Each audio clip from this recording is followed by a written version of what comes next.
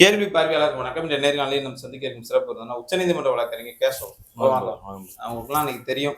விசிக 2 எம்எல்ஏக்கள்ல ஒரு எம்எல்ஏக்களுக்கு வந்து அமைச்சரவை தொகுதி தரன்ற மாதிரியான ஆதவஜனம் வந்து ஒரு ஆஃபர் திருமாவளவன் நோக்கி வந்து வைத்திருக்காங்க. இதற்கு மத்தியில் பார்த்தோம்னா திருமாவளவன் வந்து நீங்க சொன்னது எங்களுக்கு மகிழ்ச்சியா இருக்கிறது. இருந்தாலும் நாங்கள் விசிகவனுடைய ஆலோசனை கூட்டத்தை கூட்டி விட்டு நாங்கள் உங்களுடைய கருத்து சொல்றோன்ற மாதிரி ஒரு கருத்து வைக்கிறாங்க. பொதுவாகவே தமிழ்நாட்டில் வந்து கூட்டணி ஆட்சி என்பதே இது வரைக்கும் வரலாறே இல்லை. திமுக அதிமுக தொடங்கினதுக்கு அப்புறம். ஆனால் தற்போது வந்து விஜய் அவர்கள் இந்த மாதிரியான முன்னெடுப்பு எடுக்கிற எப்படி பாக்குறீங்க? தோழர் எழுச்சி தமிழர் தொல் திருமாவளவர்கள் விசிகாவோட கனவு என்பதே கூட்டணி ஆட்சியில் பங்கு. அதை மாற்றுக்கிறதே நமக்கு கிடையாது. அதுதான் அவங்க கனவே. அது அந்த மாதிரிலாம் சந்தர்ப்பம் நமக்கு கிடைக்குமா தமிழக அரசியல்ல? அந்த மாதிரிலாம் ஒரு வாய்ப்பு வருமானு திருமாவளவன் தோழரும் ஏங்கி இருக்காரு. அதுல மாற்றுக்கிறது இல்லை. அவங்களுக்கு மனசாட்சிக்கு தெரியும் நான் சொல்றது உண்மையா பொய்யான்றது. விசிகாவுக்கும் அந்த ஆசை இருக்குது. அதை மாற்றுக்கிறதே கிடையாது. விசிகா தோழர்கள் தொண்டர்களும் நல்லதுதான். அது ஆசைப்படுற தப்பே கிடையாது. விசிகா வந்து ஒரு மாநில கட்சி, ஒரு தேசிய லெவல் ஆர்எஸ்எஸ் பாஜக மோடி அமித்ஷா எடுத்து களமாடக்கூடிய ஒரு கட்சி. அது ஒரு சிறந்த ஒரு இயக்கம். அது அம்பேத்கரை பெரியாரை மார்க்சிய கருத்தியலுக்காக, எளிய மக்களுக்காக, சாமானிய மக்களுக்காக, ஒடுக்கப்பட்ட பிற்படுத்தப்பட்ட மக்களுக்காக களமாடக்கூடிய கட்சி, ஏழைகளுக்கான கட்சி. அது உழைக்கும் பாட்டாளி மக்களுக்கான கட்சி விசிகா. இப்போ சந்தோஷம் தான் அவங்க அந்த மாதிரி ஆசைப்படலாம், தப்பு கிடையாது. ஏன்னா அவங்களுக்கு வந்து எல்லா தகுதி இருக்கு அந்த ஆசைக்கு ஆசைப்படுறது, மாற்றுக்கிறதே கிடையாது. அதான் சொல்றேன், திருமாவளவன் தோழர் முதலமைச்சராகிறதுக்கே தகுதியானவன் நான் சொல்லியிருக்கேன், பலமுறை நான் சொல்லியிருக்கேன். அதுதான் உண்மை. அவருக்கு எல்லா தகுதி இருக்கு. விசிகாக எல்லா தகுதி இருக்கு. மினிஸ்டர் ஆகிறதுக்கு தகுதி இருக்கு, முதலமைச்சராக தகுதி இருக்குது, கேபினெட் பெருத்து வாங்க தகுதி இருக்குது, எம்எல்ஏ எம்பி ஆக தகுதி இருக்குது, எல்லா தகுதி மத்திய அமைச்சராகவே தகுதி இருக்கு. அவ்வளோ நான் சொல்றேன். ஆனா நான் என்ன சொல்றேன்னா, அந்த மாதிரி வாய்ப்பு வரும்போது தயவுசெய்து பயன்படுத்துங்க. ஓப்பனாவே நான் சொல்றேன், தப்பு கிடையாது. நான் ஒன்னும் திமுக கூட்டணியை உடைக்கணும்னு நான் நினைக்கல, நல்லதான் நான் சொல்றேன். நீங்க பயன்படுத்துங்க. வெளியே இருந்த ஆதரவுனால எந்த சல்லி பைசாக்கு பிரோஜனம் கிடையாது. ஓப்பனாவே நான் சொல்றேன், ஆதங்கத்தோட நான் பதிவு பண்றேன். நான் சிபிஐ, சிபிஎம், விசிகா, ஐஎம் நீங்க பண்றது பெரிய பெரிய தப்பு. நீங்க பண்றது இப்ப நீங்க திமுக எதிர்கட்சி அரசியல், அது திமுக பாத்துக்கும். திமுக வந்து ஒரு பெரிய இயக்கங்க, அது யாரும் நம்பியும் கிடையாதுங்க திமுக. நீங்க திமுக புரிஞ்சுக்கோங்க. இன்னைக்கு வீழ்ச்சி அடைஞ்சு நினைக்கிறீங்க, திரும்ப பீனிக்ஸ் பறவை மாதிரி பறந்து வரும் திமுக. நீங்க எழுதி வச்சுக்கோங்க, திமுக சந்திக்காத வீழ்ச்சி கிடையாது. இதை விட பயங்கரமான வீழ்ச்சி எல்லாம் சந்திச்சுதான் எந்திரிச்சு ஆளுங்கட்சி வந்திருக்குது. 91 2 இடம் தான் இருந்துச்சு. ஆமா, 2 இடம் தான் இருந்தது. அதுக்கப்புறம் பாருங்க, இந்த விஜயகாந்த் வந்தப்ப என்ன நடந்துச்சுன்னு தெரியும் உங்களுக்கு. 27 சீட்டு தான். அவ்வளவுதான். நீங்க அப்படித்தான் வரும் திமுக. டப்புன்னு பார்த்தா அடிச்சு அடுத்து வரக்கூடிய தேர்தலில் 150 180 வந்து நின்றோம், ஆளுங்கட்சி ஆயிரும். திமுக நீங்க சாரமா நினைக்காதீங்க, அது வீழ்ந்து வீழ்ந்து எழுந்து வந்துகிட்டே இருக்கும். அதை நீங்க ஒண்ணுமே யாரும் போய் திமுக விட்டு கொடுக்க வேணாம், விட்டு கொடுத்து தூக்கிலாம் நிப்பாட்ட வேணாம். திமுகவை திமுக பாத்துக்கும். அறிவாலயத்தையும் திமுகவையும் கோபாலபுரத்தையும் யாரும் பாதுகாக்க வேண்டாம். அவங்களே அவங்களை பாதுகாத்துக்குவாங்க, அவங்க எந்த சொந்துருவாங்க. நீங்க அப்படியே சிபிஐ, சிபிஎம், ஐஎம்எல், விசிகா போனா தான் அப்படியே புரட்சி நடக்கும்லாம் ஒண்ணும் கிடையாது. நான் என்ன சொன்ன, திமுக எதிர்கட்சி வேலையை பார்க்கட்டும், அதை விட்டுருங்க. நீங்க வந்து உங்களுக்கு அருமையான வாய்ப்பு காலம் கொடுத்துருக்கு, உங்களுக்கு மக்கள் தீர்ப்பு கொடுத்துருக்கு. தயவு செய்து நீங்க திமுக கூட்டணி விட்டு வெளியே வந்து தாவேகா கூட்டணி நீங்க தயவு செய்து போங்க. நான் என்ன சொன்ன, இந்த அதிமுக எம்எல்ஏக்கள் போறேன், பணம் பதவி பெட்டிக்கு தான் போறேன். அவன் அங்க போய் எந்த சீர்திருத்தம் பண்ண போறதில்ல, அவன் மக்களுக்கு எதுவும் செய்ய போறதில்ல, அவன் சுயநலத்துக்காக போறாங்க. அவங்க இந்த ஆட்சியை வழிநடத்த மாட்டாங்க, விஜய் அவர்களையும் கைட் பண்ண மாட்டாங்க. எந்த பிரோஜனம் கிடையாது மக்களுக்கு இந்த அதிமுக போறனால. இந்த போறாங்க பாருங்க சிவி சண்முகம் இந்த குரூப். ஆனா அவங்களால விஜய்க்கு பெனிஃபிட் இருக்கு. தாவேக ஆட்சி நிலைத்து நிற்கும், விஜய் தமிழ்நாடு முதலமைச்சர் நிலைத்து நிற்பாரு, இந்த 5 வருஷத்தை ஓட்டுவார், அதுல மாற்றுக்கிறது இல்லை. ஆனா நீங்க போனீங்கன்னா விஜயை கைட் பண்ணலாம். அம்பேத்கரை பெரியாரை மார்க்சிய, நீங்க கொள்கை கட்சி, கருத்தியல் கட்சி, தத்துவ கட்சி. நீங்க அம்பேத்கரை பெரியாரை மார்க்சிய கருத்தியல் அடிப்படையில விஜய் நீங்க கைட் பண்ணுவீங்க. அரசு திட்டங்களா இருக்கட்டும், அரசுடைய திட்ட அமலாக்கமா இருக்கட்டும், எல்லா வழிகளையுமே நீங்க கைட் பண்ணுவீங்க. அப்ப திருமாவளவன் தோழர் விசிகா நல்ல முடிவு எடுங்க. தேசிய வன்னியரசுக்கெல்லாம் தேசிய கேபினட் மினிஸ்டர் வாங்கி கொடுங்க, அவர் வாங்கி கொடுங்க, ஒன்றும் பிரச்சனை இல்லை, இருக்கட்டும். அவர் கேபினட் மினிஸ்டர், அவர் தகுதி இருக்குது. வன்னியரசு அவர் கேபினட் மினிஸ்டர் ஆகட்டும். அடுத்து இந்த காங்கிரஸ்ல ஆயிருக்காங்கல்ல, இது சொன்னதெல்லாம் ஆறாருல ஆகட்டும். நீ சிபிஐல ஒருத்தர் கேபினட் கொடுங்க, சிபிஎம்க்கு ஒரு கேபினட் கொடுங்க, ஐஎம்எலுக்கு ஒரு கேபினட் கொடுங்க மினிஸ்டர். நான் கேட்கிறேன், போய் உள்ள உட்காருங்க, கூட்டணி ஆட்சியில பங்கை வாங்குங்க, அதிகாரத்தை செலுத்துங்க, மக்களுக்கு நல்லது செய்யுங்க. அதையே புரிஞ்சுக்க மாட்டேங்க, ஒன்றும் புரியல. நீங்க வந்து தயவு செய்து வந்து நீங்க முடிவெடுங்க. யாரை எதிர்பார்த்து உட்காந்துருக்காதீங்க முடிவெடுக்கிறதுக்கு. அங்கிட்டு போய் முடிவெடுக்காதீங்க. ஓப்பனாக நான் சொல்றேன், திருமாவளவன் தோழருக்கு நான் சொல்றேன், நீங்களே முடிவெடுங்க. தயவு செய்து நல்ல முடிவா எடுங்க.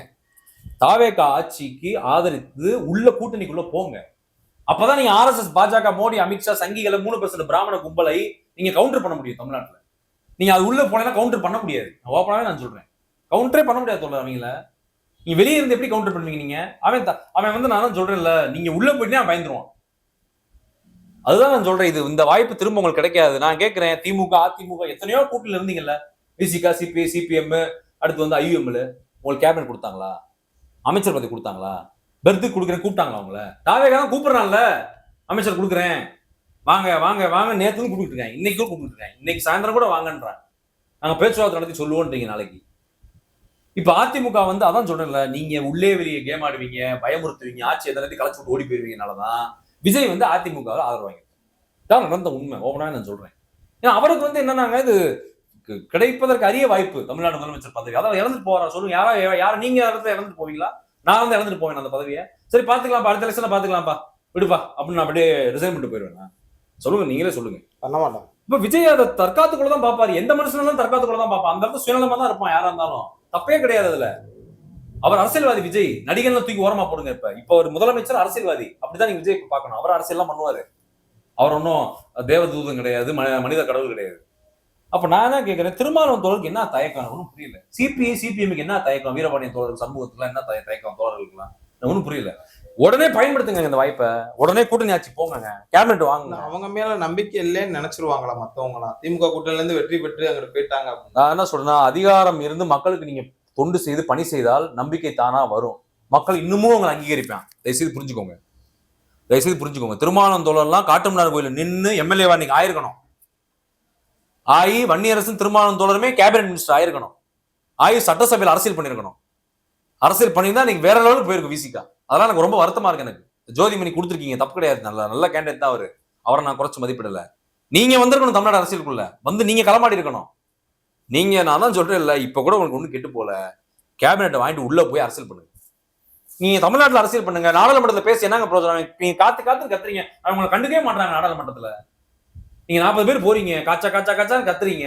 அவன் ஏதாவது பாஜக அரசு உங்களை கண்டுக்கிறானா? அவன் இப்ப 850 சீட்டு போட்டான், டீலிமிட்டேஷன் பண்ண போறேன், தமிழ்நாடு சீட்டை குறைக்க போறேன், இந்தியா முழுக்க சீட்டை கூட்ட போறேன். நீங்க 40 பேர் போனா ஒண்ணுதான், போறாலும் ஒண்ணுதான், கண்டுக்க மாட்டாங்க உங்களை. 80 சீட்டாலும் உங்களை கண்டுக்க மாட்டாங்க உங்களை. நீங்க போய் கச்சான்னு கத்திட்டு வர வேண்டியதான்.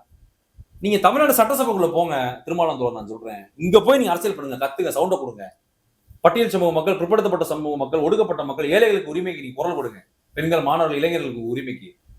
அதுதான் திருமாவளவன் தோழர் ஏன் தவறான முடிவு எடுத்தாரு? யார் உங்களை நிர்பந்தப்படுத்துறான்? ப்ரெஷர் பண்ணது யாரு? நான் ஓப்பனாக நான் கேட்கறேன். இப்ப கூட என்ன சொல்றாங்கன்னா, நான் கூட்டத்தை கூட்டி முடிவு எடுக்கிறேன்னு சொல்றாங்க. காலவாசம் இருக்குல்ல அவங்க. என்ன தோழர், நான் என்ன அமைச்சரவை விரிவாக்கத்துக்குள்ள இப்போ வந்து கவர்னர் வந்து உங்களுக்கு தெரியும், டாப்னு கேரளா போயிருவாப்ல, டக்குன்னு டெல்லிக்கு போயிருவாப்ல, டக்குன்னு இருக்கு ஸ்பாட்ல இருக்க மாட்டாரு சென்னையில. அவர் இருக்கிற டைமே ஒரு 2 நாள் 3 நாள் தான் இருப்பாரு. நீங்க அந்த கூட்டம், இந்த கூட்டம், உயர்நிலை கூட்டம், ஆன்லைன் கூட்டம், அது இது, நீங்க நாங்கள் கலந்து ஆலோசித்தான் முடிவெடுப்போம், சிபிஐ ஒரு கூட்டத்தை கூட்டி பொலிட் போறோம், அந்த போறோம், இந்த போறோம் நீங்கன்னா இவர் கவர்னர் கிளம்பிடுவார். இப்ப யோசிச்சு பாருங்க, ஏதாவது ஒரு ஸ்டேட்ல ஒரு 15 நாள் கேபினெட் விரிவாக்கம் பண்ணாம இருப்பாங்க. எந்த மாநிலத்திலும் இருப்பாங்க அந்த மாதிரி.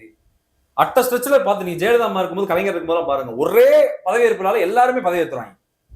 அப்படியே கவர்மெண்ட் ஃபார்ம் பண்ணி கவர்மெண்ட் நடத்த ஆரம்பிச்சிருவாங்க.